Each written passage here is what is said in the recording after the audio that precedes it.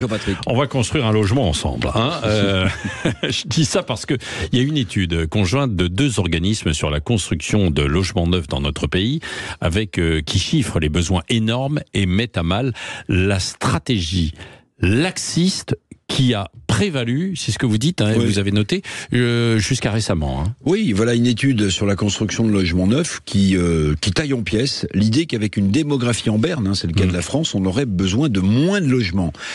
L'étude, c'est deux organismes sérieux, l'Union nationale des aménageurs et puis l'École supérieure des professions de l'immobilier. Cette étude conclut qu'au contraire, notre pays va avoir besoin de 400 000 logements par an d'ici 2030, et on en est loin, parce que sur la période 2023-2024, je regardais, on a mis en chantier que 358 000 logements. Donc à l'horizon 2030, si vous multipliez, il manquerait un peu moins de 340 000 logements dans notre pays. Ouais, alors c'est quand même paradoxal. Expliquez-nous quelles sont les raisons de ce besoin de logement en France, alors que vous l'avez dit, le taux de natalité est plutôt au plus bas depuis des décennies. Alors les raisons tiennent dans ce que les experts, mais je vais vous expliquer, appellent le concept de desserrement des ménages. Ça veut dire qu'avec le nombre de divorces, avec le nombre de couples monoparentaux, avec le vieillissement de la population, en réalité, notre pays a besoin de plus de logements, selon donc cette étude. La baisse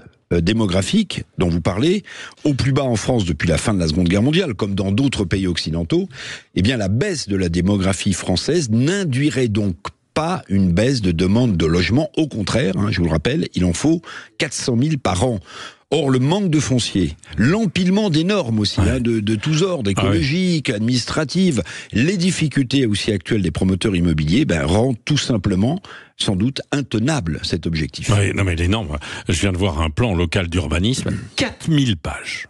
Il fait 4000 pages, alors allez comprendre. Le gouvernement réagit avec le nouveau ministre du Logement, Guillaume Kasbarian.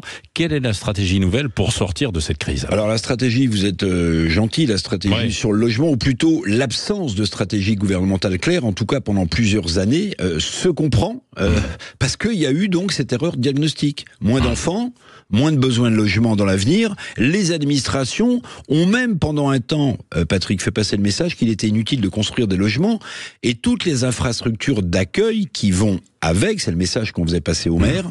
C'est une erreur monumentale. Depuis, il y a un nouveau plan sur 5 ans, il a été lancé. Son nom, écoutez bien, le logement d'abord. Logement d'abord.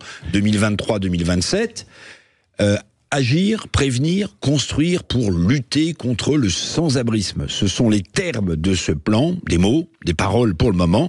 Je vous rappelle qu'il y a 2,5 millions de ménages dans notre pays qui sont déjà en attente d'un logement social. Merci Éric Revel. On y reviendra. Tiens, si vous avez des questions, des observations, vous n'hésitez pas, vous nous appelez 0826 300 300.